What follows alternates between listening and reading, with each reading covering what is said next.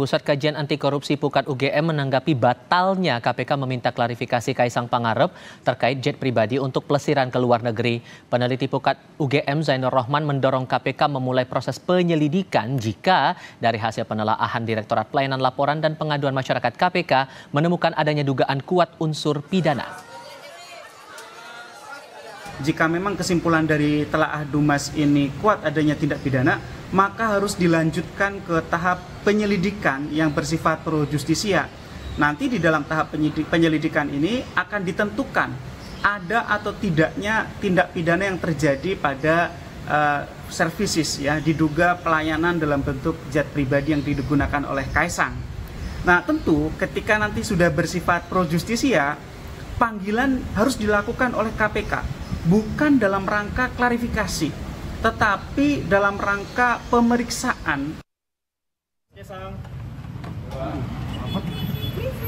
Usai seolah menghilang menyusul heboh pelesiran ke luar negeri dengan jet pribadi, putra bungsu Presiden sekaligus Ketua Umum PSI Kaisang Pangarep muncul kembali. Rabu lalu, Kaisang terlihat di kantor DPP PSI di Tanah Abang, Jakarta Pusat. Namun bungkam saat ditanya perihal jet Kaisang yang ia tumpangi bersama sang istri Erina Gudono. Mas balik dulu ya. Mas, Jet pribadi itu gimana, Mas? Itu milik Mas Kaisang atau dari perusahaan lain, Mas? Dikit, Mas. Aduh. KPK sempat berencana mengundang Kaisang untuk dimintai klarifikasi soal asal-usul jet pribadi yang ia pakai bepergian ke Amerika Serikat. Belakangan, KPK urung meminta klarifikasi dengan alasan kasusnya tidak lagi ditangani Direktorat Gratifikasi, melainkan ditangani Direktorat Pelayanan Laporan dan Pengaduan Masyarakat atau PLPM KPK.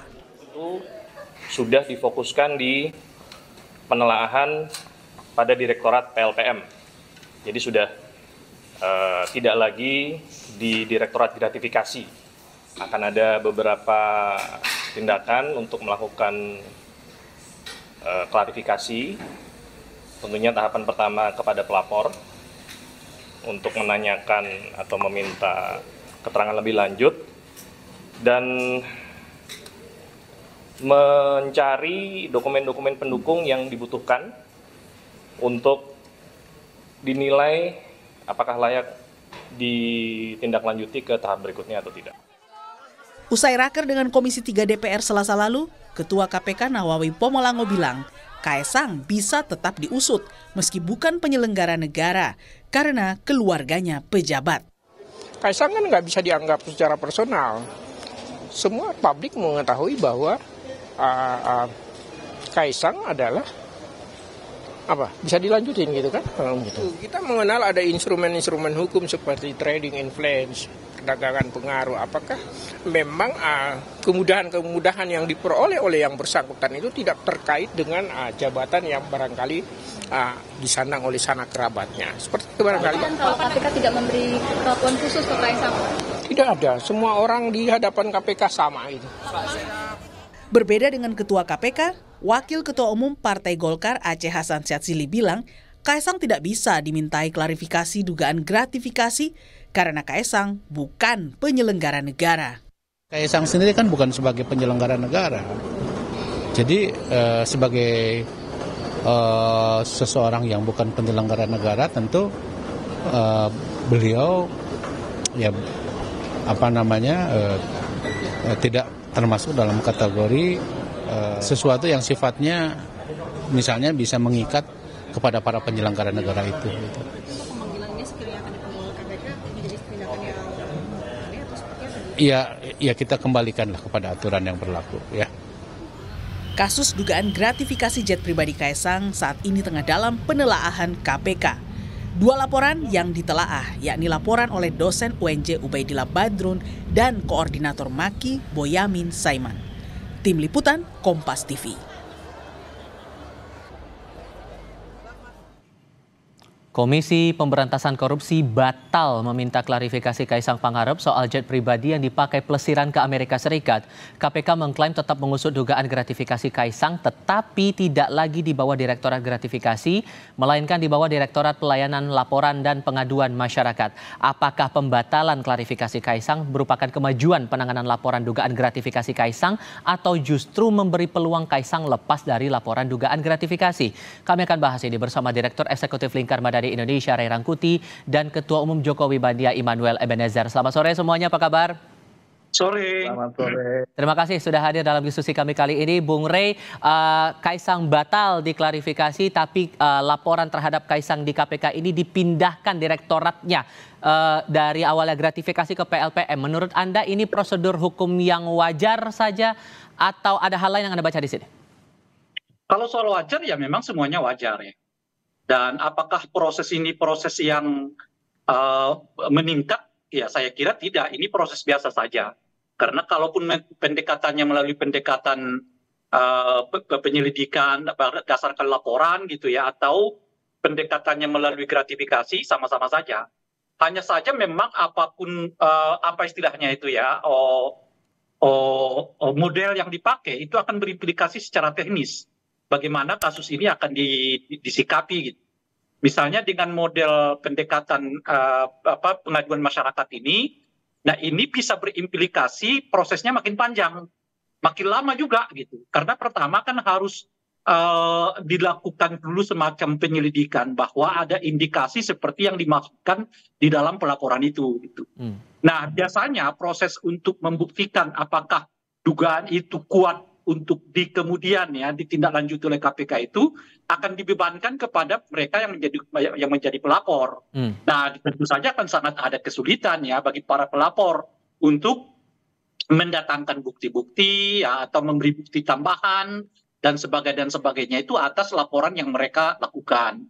Nah, kalau misalnya laporan itu umumnya kalau berdasarkan misalnya katakanlah seperti clipping koran gitu ya, atau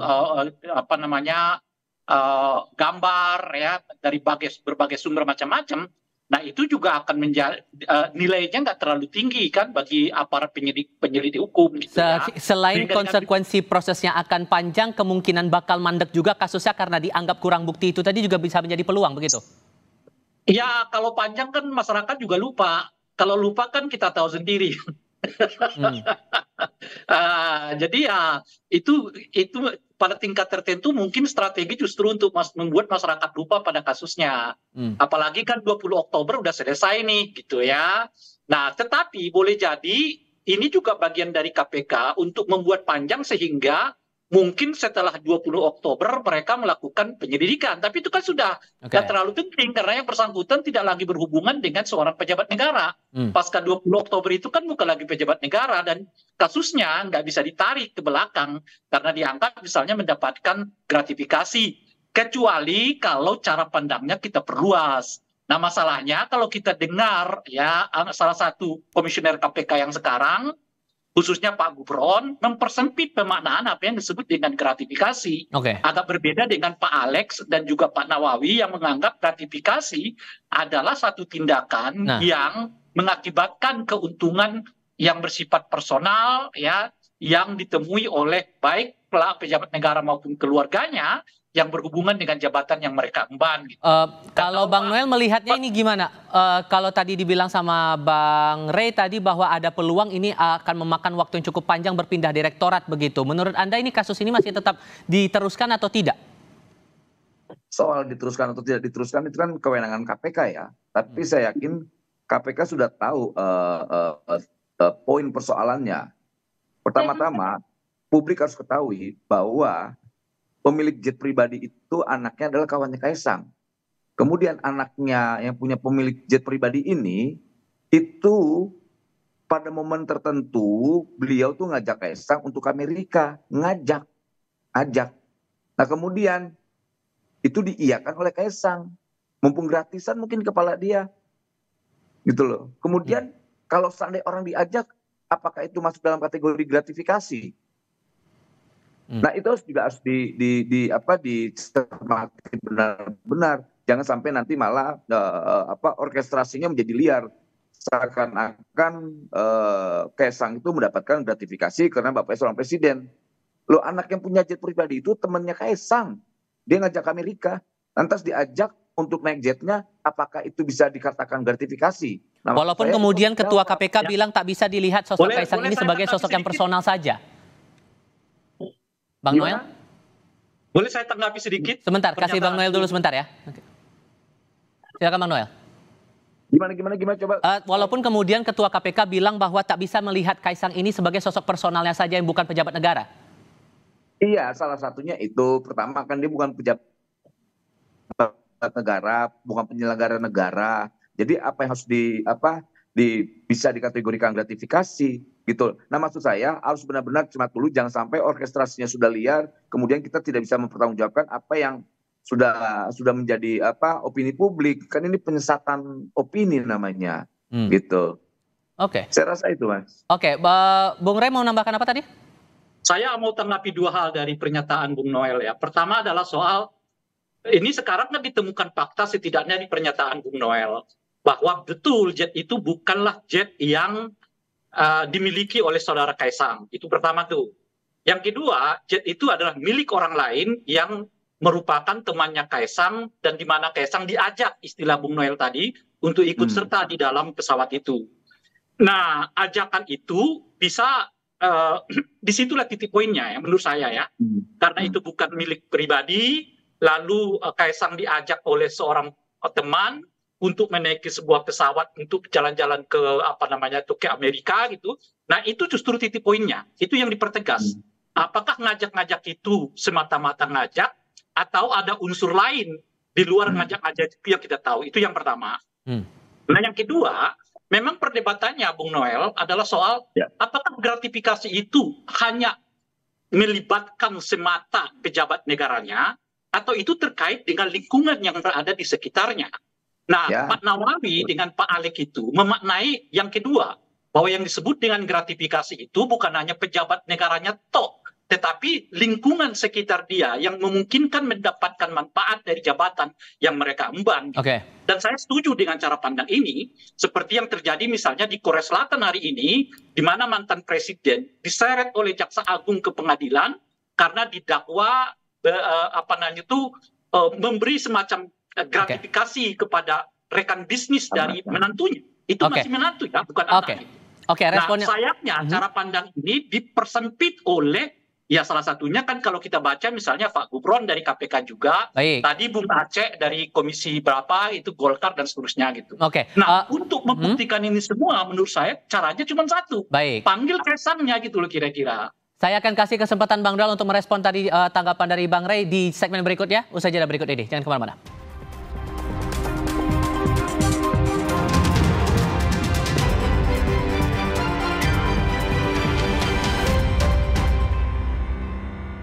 Saya beri kesempatan Bang Noel untuk menanggapi dua alasan yang sebelumnya disampaikan Bung Rey soal kasus jet pribadi Kaisang ini.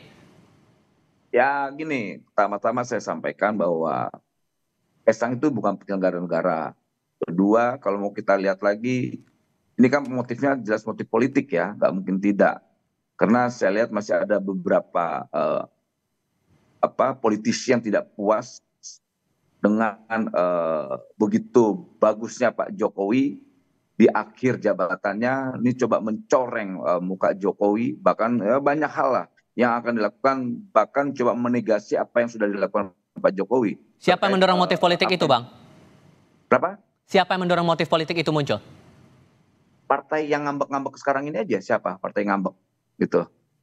Ya siapa dulu, kita kan nggak tahu nih, partai mana nih maksudnya? Ya, kalau saya sampaikan nanti, ya saya kasih kodenya warnanya merah lah partainya, gitu. Gitu. Partai yang warnanya merah, siapa tuh yang ngambek-ngambek, gitu. Pokoknya yang merasa paling berjasa buat Republik ini, yang pokoknya memberi sesuatu buat bangsa ini, hitung-hitungan. Saya loh sudah berbuat ini loh, kayak gitu-gitu loh. Tapi kemudian kan kalau dilihat ada beda perlakuan juga nih. Kalau di Kaisang dipindahkan Direktorat untuk Penanganan Kasus, sementara Bobi yang juga kena kasus private jet juga, itu penanganannya tetap di Direktorat Gratifikasi, Bang Noel. Melihat perbedaan perlakuan itu gimana? Karena gini, karena kan Bobi penyelenggara negara. Nah, itu yang membedakan. Kedua, Mas Kaisang kan bukan. Gitu loh. Kalau mau juga diseret lagi, ada nih ketua umum partai itu, anaknya pimpinan di sebuah lembaga negara. Gitu. Tapi kan nggak enak kalau kita buka. Nanti malah malu nih orang-orang ini yang mengorkestrasi soal private jet. Karena saya juga naik private jet soalnya. Gitu, saya juga naik private jet. Nanti malah orang nguber-nguber, untung mumpung ada Kompas nih, saya menyampaikan saya pernah naik private jet. Ini gara-garanya kan kakaknya istrinya Kaisang memposting, ya akhirnya itu diviralkan. Kalau seandainya tidak diposting, saya yakin tidak ada kejadian persoalan ini. Tapi kan publik akhirnya termakan dengan orkestrasi yang dimainkan oleh orang yang hari ini begitu bencinya terhadap Pak Jokowi. Yang akhirnya asal pukul aja, pokoknya ada yang kira-kira tidak baik, hajar, tidak baik, hajar.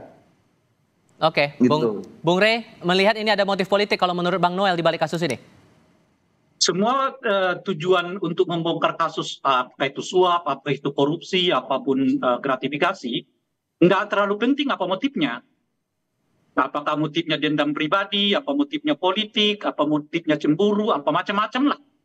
Kan dari yang bersifat personal kepada bersifat komunal, apapun. Nggak terlalu, bagi saya itu nggak terlalu penting apa motif orang untuk melakukan pelaporan. Sebab kejahatan atau membongkar kejahatan tidak bisa dipersandingkan tuh dengan motif orang untuk membongkar kejahatan itu. Kejahatan adalah kejahatan, dia tetap harus diselesaikan gitu. Apapun motif dari orang untuk melakukan pembongkaran terhadap kejahatan itu. Nah itu yang pertama. Nah yang kedua, Bung Noel tadi mengatakan, misalnya Bung Noel itu nggak diperiksa oleh KPK kalau naik jet, private jet, padahal beliau sering mendapatkan fasilitas itu. Ya penjelasan itu ada dua, Bung Noel. Pertama, memang Anda benar-benar bukan pejabat negara. Dan yang kedua, Anda bukan anaknya presiden. Kalau Anda anaknya presiden dapat fasilitas itu, saya kira juga semua orang akan mengatakan periksa Noel. Jangan-jangan dapat gratifikasi tuh, gitu kira-kira. Nah, oleh karena itu dorongan untuk memeriksa saudara Kaisang itu, karena beliau itu adalah anak presiden. Kalau sekiranya Kaisang itu bukan anak presiden, nah hanya temannya Noel, dan Noel itu tidak berhubungan dengan pejabat negara manapun di Republik ini, nggak akan ada yang mempersoalkan itu. Oke. Gitu. Kan clear lah soal itu. Nah, oleh karena itulah menurut saya jalan yang paling tadi Bung Noel juga mengatakan yang ketiga, ini kan upaya orang untuk membuat citra Pak Jokowi negatif menjelang akhir ini.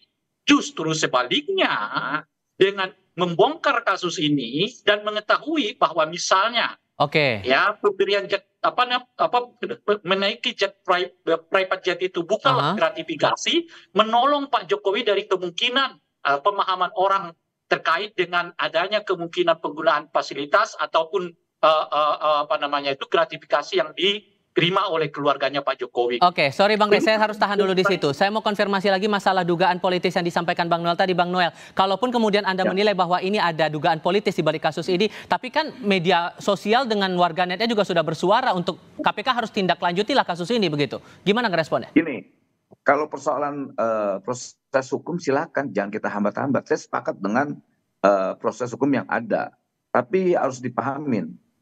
Ini saya yakin 100% bahwa di balik persoalan ini semua ada motif politik, nggak tidak kok. Kita tahu banget siapa yang bermain ini, siapa yang di balik ini, aktornya siapa kita tahu semua kok, gitu loh.